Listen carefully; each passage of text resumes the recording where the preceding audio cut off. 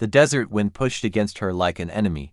Eliza's arms trembled as she leaned her entire weight into the wooden wagon, its wheels groaning in protest with every inch gained. Dust clung to her face, mixing with tears she refused to wipe. Behind her, 7 little voices cried hungry, tired, confused, each one reminding her of everything she had lost and everything she must still carry. She hadn't slept in 2 days. She hadn't eaten in 1. But she kept walking. The sun dipped behind a line of jagged mesas, turning the sky into a gold-red blaze. When she finally collapsed to her knees, the wagon lurched forward and the smallest child tumbled into her lap, sobbing. She wrapped her arms around him, whispering promises she wasn't sure she could keep. That was when she felt a shadow fall over her. Boots dash worn, dusty, and silent stopped a few feet away. Eliza looked up, squinting. A tall cowboy, hat pulled low, stood watching her with unreadable eyes. He carried no gun at his hip, only a rope and an old canteen slung over his shoulder. His silence was heavy but not threatening, more like he was listening to something inside her that she hadn't said. She forced herself to stand, brushing off fear. "I don't want trouble," she said, voice trembling but firm. "We're just passing through." The cowboy didn't answer. His gaze drifted to the children, then to the broken wheel on the wagon, then back to her. Something softened. Finally, he stepped forward, untied his canteen, and placed it in her hands with a slow, deliberate motion. Eliza blinked in confusion. "I can't pay you for this." Still silent, he shook his head. She swallowed hard. Kindness felt foreign now. He pointed to the wagon, then to himself. Then, in a voice low as distant thunder, he finally spoke. "Come with me." 3 words, steady, quiet, but filled with certainty. Eliza stiffened. She didn't know him, didn't trust anyone easily. Not after the fire that took her home. Not after her husband died trying to save their animals. Not after neighbors closed their doors rather than take in a widow with 7 mouths to feed. "We're fine," she lied. "We'll manage." The cowboy stepped past her, gripped the wagon's handle, and lifted it with one arm, as though it were a sack of grain. Her mouth fell open. The children stopped crying. He looked back at her, waiting, not ordering, not insisting. Just waiting. She hesitated only a second before gathering the children and following him.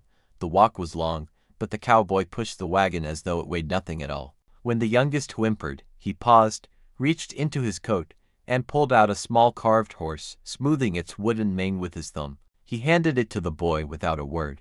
The child's cries stopped instantly, replaced by a soft smile. Eliza's heart clenched. How long had it been since anyone cared enough to notice her children? As twilight turned to night, they reached a hidden ranch tucked between 2 cliffs. A small cabin stood at its center, windows glowing warm with lamplight. A gentle stream curved around the land, reflecting the moonlight glass. The cowboy set the wagon down and whistled. A woman with silver hair stepped outside, wiping her hands on an apron. "You brought guests," she said, eyes widening at the sight of the children. "Oh, bless their hearts. Come in, all of you." Eliza stared in disbelief.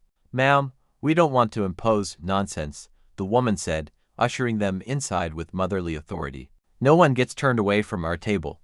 Inside, warmth hid like a soft blanket. Stew simmered on the stove. Bread smelled fresh. The children dove in almost immediately, manners forgotten. The woman only smiled. The cowboy sat quietly in the corner, hat still low, watching not with suspicion, but with the calm focus of someone making sure they were safe. Eliza approached him. "Why did you help us?" she asked softly. He looked up. His eyes held stories she couldn't read. Grief, maybe? Or memories too heavy to speak. When he finally answered, his voice carried a weight that made her breath catch. "Someone helped my family once," he said. "I was too young to lift a finger. Too scared to fight. Too small to save them. A stranger put us on a wagon and took us to safety." His jaw tightened. "I never forgot." Eliza felt her throat tighten. "My mother always said," he continued, "kindness ain't a debt. It's a seed. Been planting seeds ever since." She didn't realize she was crying until he gently pushed a handkerchief into her palm. For the first time in months, she didn't apologize for her tears. Over the next days, the cowboy repaired her wagon, hunted food, and taught the older boys how to read the sky for weather. The children adored him, following him like ducklings everywhere he went. Even the baby, who trusted no man since his father's death, reached for the cowboy whenever he walked by. The quiet man who spoke so little somehow filled every silence with comfort. One evening, while the children slept in the loft, Eliza stepped outside and found the cowboy saddling his horse. You're leaving? She whispered. He nodded. But we're not ready. I don't know where to go next. He placed a small leather pouch in her hands. Inside were a few silver coins and a folded map. My mother's old place, he said. Empty land now, but good soil. Water runs clean. You can build there. Start again. Eliza shook her head, overwhelmed. I can't take this. It's too much. He looked at her, not at the widow, not at the burdened woman, but at the person beneath. It ain't charity, he said quietly. It's what I was taught to do. Her breath wavered. Will we see you again? The cowboy adjusted his hat. If you ever need me, just look west, and with a simple nod, he rode off into the rising dawn, dust swirling behind him like a fading whisper. Eliza watched until he disappeared completely. She didn't cry this time. Instead, she smiled, a soft, fragile thing but real. She gathered her children, lifted the map, and turned toward the future. The cowboy had given her more than safety, more than shelter, more than hope. He had reminded her that even in a world that felt cold and unkind, humanity still lived quiet, steady, and powerful.